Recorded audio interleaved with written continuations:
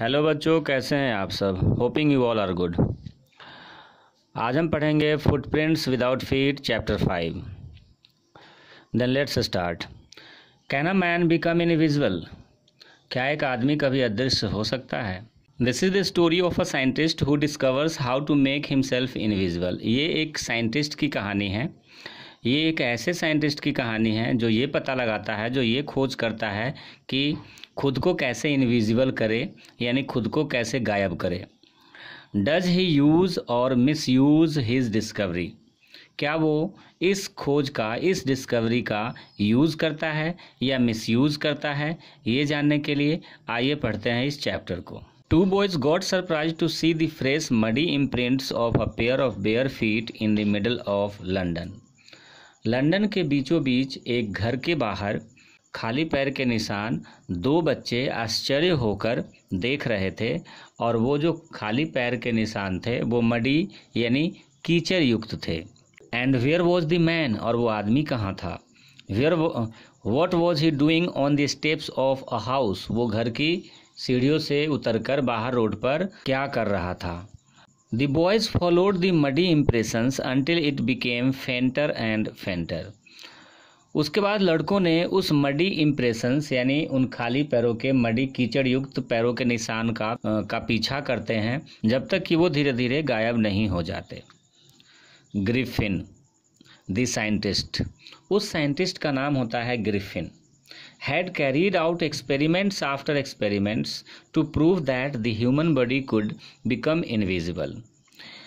उस साइंटिस्ट का नाम होता है ग्रिफिन। वो एक एक्सपेरिमेंट यानी एक प्रयोग के बाद दूसरा प्रयोग करता है, ठीक है, और ये पता लगाता है कि एक आदमी इनविजिबल कैसे हो सकता है। Finally he swallowed certain rare drugs and his body became invisible. और फाइनली क्या होता है, वो कुछ सर्टेन ड्रग्स यानी कुछ दवाई खा लेता है और उसके बाद उसकी जो बॉडी होती है वो इनविजिबल हो जाती है। He was a brilliant scientist but a lawless person. वो एक ब्रिलियंट यानी प्रतिभावान साइंटिस्ट था, लेकिन वो एक लॉलेस पर्सन था यानी कानून तोड़ने वाला व्यक्ति था। हिज लैंडलॉर्ड डिसलाइक्ड हिम, उसका जो मकान मालिक था वो उसको नापसंद करता था। And tried to eject him, और उसको अपने घर से बाहर निकालना चाहता था। इन रिवेंज यानी बदले के रूप में Griffin set fire to the house. Griffin उसके घर को यानी अपने लैंडलॉर्ड के घर को आग लगा देता है। Removed his clothes and became invisible, अपने सारे कपड़ों को उतार फेंकता है और इनविजिबल होकर वहां से भाग जाता है। It was midwinter, the air was bitterly cold and he could not do without clothes. Midwinter का समय था, काफ़ी सर्दी थी, bitterly cold थी और वो बिना कपड़े के नहीं रह सकता था। Instead of walking about the streets, he decided to slip into a big London store for warmth. गलियों में इधर उधर भटकने के बदले उसने ये डिसाइड किया कि मुझे किसी स्टोर रूम में यानी कपड़े की दुकान में, स्टोर में जाना चाहिए खुद को गर्म करने के लिए। Griffin went inside the store and fitted himself out with warm clothes without any expense. Griffin एक स्टोर में जाता है और वहां पर अपने आप को गर्म करने के लिए कपड़े पहनता है बिना किसी खर्च के। In the kitchen of the restaurant, he found cold meat and coffee and followed a meal with sweets and wine taken from the grocery store. Kitchen restaurant में उसे कोल्ड मीट, कॉफ़ी मिलता है जिसको वो खाता है मिठाई के साथ, और शराब भी पीता है ग्रोसरी स्टोर से निकाल कर। Finally he slept on a pile of quilts, और उसके बाद वो एक रजाई के ढेर पर सो जाता है। He didn't wake up in time and was seen by the assistants next morning. अगली सुबह वो समय पर नहीं उठ पाता है और उस स्टोर के असिस्टेंट्स के द्वारा वो देख लिया जाता है। He was able to escape by taking off his newly found clothes. और उसके बाद जो नए कपड़े उसने उस स्टोर से पहने हुए थे वो एक एक करके सारे कपड़ों को उतार देता है। उसके बाद फिर से इनविजिबल होकर वो वहाँ से बच पाने में समर्थ हो पाता है। So once again he was naked in the chill January air. और इसलिए वो जनवरी की इस सर्द हवा में बिना कपड़ों के घूम रहा था।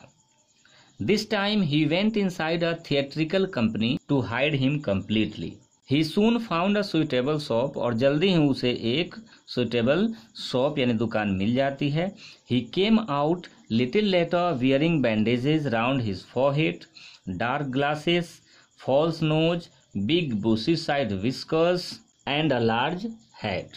और थोड़ी देर बाद वो उस दुकान से अपने फॉरहेड में बैंडेज लगाकर, डार्क ग्लासेस यानी चश्मा पहनकर, फॉल्स नोज यानी नकली नाक लगाकर, और बिग बुशी साइड विस्कर्स यानी गुच्छेदार मूंछ लगाकर, एंड अ लार्ज हैट यानी एक बड़ा सा टोप पहनकर बाहर निकलता है। Then after he attacked the shopkeeper from behind, robbed his all the money and fled away from there. उसके बाद वो शॉपकीपर के ऊपर अटैक करता है उसके पीछे से, और उसका सारा मनी और उसके सारे पैसे लेकर वहां से भाग जाता है। Eager to get away from crowded London, he took a train to the Iping village. और वहां से और उसके बाद उस क्राउडेड लंदन से वो अपने आप को दूर करता है और आइपिंग नामक विलेज में बाई ट्रेन चला जाता है।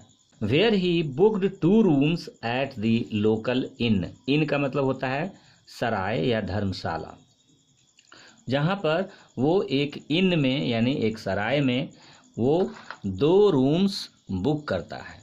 The appearance of a stranger at an inn set all tongues wagging. अचानक से एक अजनबी को उस सराय खाने में देखकर यानी उस धर्मशाला इन में देखकर सभी लोग अजीब अजीब तरह की बातें करने लगते हैं उसके बारे में। Mrs hall, the landlord's wife, made every effort to be friendly, but Griffin told her clearly that the reason for coming to Iping is a desire for solitude.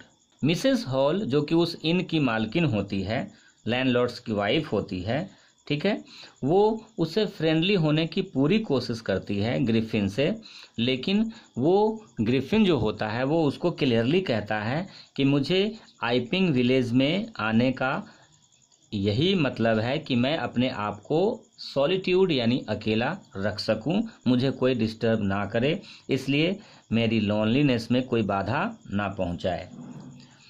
I don't want to be disturbed in my work. वो कहता है कि मैं अपने काम में बिल्कुल भी बाधा नहीं चाहता। Besides an accident has affected my face. और इसके अलावा यदि आप सोच रहे हो कि मैंने ये बैंडेजेस और पट्टियाँ क्यों बांध रखी है, तो आपको मैं ये बता दूं कि एक एक्सीडेंट में मेरा चेहरा खराब हो चुका है, इस वजह से मैं अपने फेस पे ये बैंडेजेस लगा रखा हूँ। ही पेड हर इन एडवांस, और वो उसको एडवांस में पे कर देता है। But the stolen money did not last long and he pretended to get a cheque at any moment.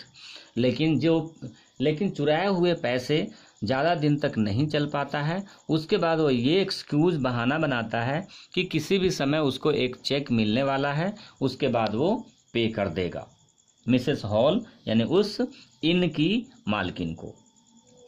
Shortly afterwards a curious episode occurred early morning in a clergyman's house. Clergyman का मतलब होता है कोई वहाँ का पुजारी था उसके घर पे। उसी के कुछ दिनों बाद एक अजीब सी एक विचित्र सी घटना घटती है उस क्लर्जीमैन्स यानी उस पुजारी के घर में। Clergyman and his wife heard chinking of money. Clergyman और उसकी वाइफ जो है वो अपने घर में नीचे के रूम में वो चिंकिंग ऑफ मनी यानी पैसे के खनकने की आवाज़ सुनते हैं। They went downstairs in the room but the room appear to be empty. ठीक है, क्लर्जीमैन्स अपनी वाइफ के साथ, ठीक है, वो नीचे के रूम में जाते हैं आवाज़ सुनकर, लेकिन रूम खाली था, वहाँ पर कोई भी नहीं था। There wasn't sign of anybody, वहाँ पर कोई भी नहीं था। Yet the housekeeping money was missing, फिर भी घर में जो पैसे रखे हुए थे वो गायब थे। The landlord and his wife were up very early. इधर जो इन की मालकिन थी मिसेस हॉल, वो और उसका हस्बैंड उस दिन जल्दी उठ गए थे सुबह में। And were surprised to see the scientist door wide open, और साइंटिस्ट के रूम का दरवाज़ा खुला देखकर काफ़ी आश्चर्यचकित हुए, क्योंकि जनरली उसका दरवाज़ा ऑलमोस्ट उसका दरवाज़ा बंद ही रहता था। Usually it was shut and locked, usually हमेशा उसके रूम का दरवाज़ा बंद रहता था और लॉक रहता था। दे डिसाइडेड टू इन्वेस्टिगेट, लेकिन लैंडलॉर्ड और उसकी वाइफ ने उन्होंने उसके रूम को इन्वेस्टिगेट करने के बारे में सोचा। The clothes and bandages were lying about the room, कपड़े बैंडेजेस इधर उधर पड़े हुए थे रूम में। All of a sudden Mrs Hall heard a sniff close to her ear, और अचानक से मिसेस हॉल जो होती है उसको अपने कान के पास किसी के सांस लेने की आवाज सुनाई देती है। Then the bedroom chair became alive, उसके बाद बेडरूम का जो चेयर होता है उसमें हरकत होने लगती है। And it charge straight at her legs foremost, और उसके बाद वो चेयर अपने आप वहां से उठ जाती है और मिसेस हॉल के पैर पर जोर से चोट करती है। Both turned away in terror and the chair pushed both of them out of the room and the door was slammed after them. दोनों काफी भयभीत हो जाते हैं, डर जाते हैं। चेयर दोनों को पुश करके चोट पहुंचाकर कमरे से बाहर कर देती है, और उसके बाहर होते ही दरवाजा एक स्लैम यानी जोरदार स्लैमिंग के साथ झटके से दरवाजा बंद हो जाता है। Mrs hall almost fell down the stairs in hysterics, Mrs hall जो थी वो अचेत होकर लगभग वो सीढ़ी पर गिर जाती। She was convinced that the room was haunted by spirits, और उसके बाद वो ये सोचती है कि उसके रूम में कोई भूत आ गया है।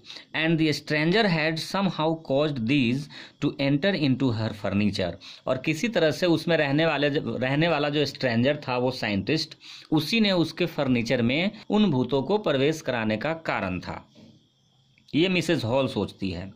The feeling of the neighbours was that the trouble was caused by witchcraft, आसपास के जो पड़ोसी थे उनकी ये सोच थी कि ये जो घटना घटी थी ये किसी जादू टोना का कारण ये घटना थी। But due to the burglary people strongly doubted on the scientist of having a hand in it, लेकिन क्लर्जी मैन के घर में जो चोरी होती है उसके बाद लोगों का ध्यान उस साइंटिस्ट पर जाता है कि इसी साइंटिस्ट का हाथ इसमें है।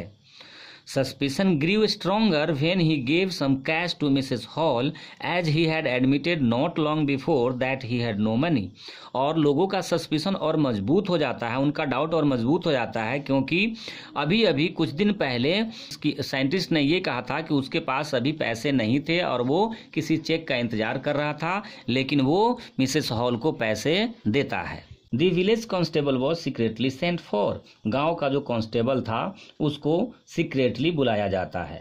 Mrs Hall went to ask him what he had done with his chairs, Mrs Hall scientist के पास जाती है और वो पूछती है कि उसने उसके चेयर के साथ क्या किया था। How he came out of an empty room, वो एक खाली कमरे से बाहर कैसे आया।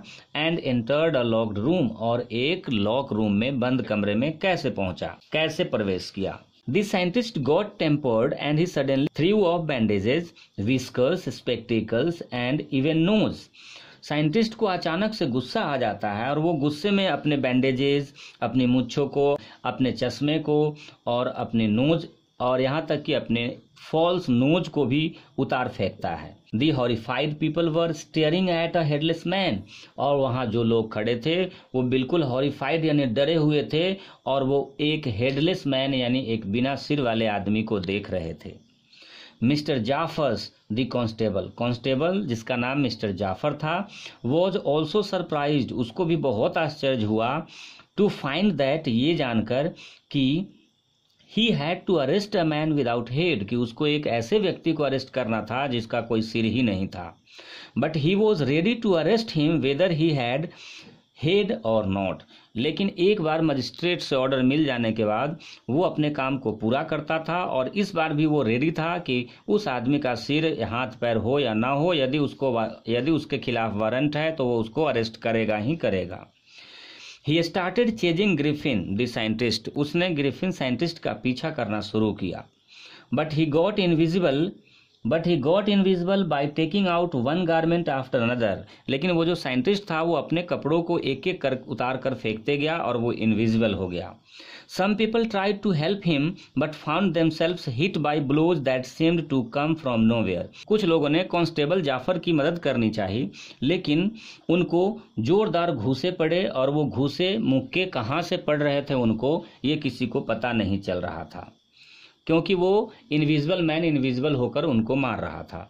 In the end, Jaffers was knocked unconscious as he made a last attempt to hold on to the unseen scientist. और अंत में जब जाफर उस अनसीन साइंटिस्ट को पकड़ने की लास्ट कोशिश करता है तो वो जो इनविजिबल मैन था ग्रिफिन द साइंटिस्ट, वो उसको पीट कर अनकॉन्शियस यानी अचेत कर देता है, वो बेहोश हो जाता है। वो जो जाफर था वो बेहोश हो जाता है। ठीक है। There were nervous excited cries of hold him. हर जगह नर्वस होकर लोग यही चिल्ला रहे थे, उसको पकड़ो उसको पकड़ो। But this was easier to say than to do. लेकिन ऐसा कहना आसान था करने से। Griffin had shaken himself free. Griffin अपने आप को आज़ाद कर चुका था। And no one knew where to lay a hand on him. और उसके बाद किसी को पता नहीं था कि उस पर हाथ कैसे डाले और कहाँ से डाले। So students, this was chapter 5, Footprints Without Feet. If you like the way of my teaching, then please don't forget to like, subscribe, comment and share my channel. Thanks.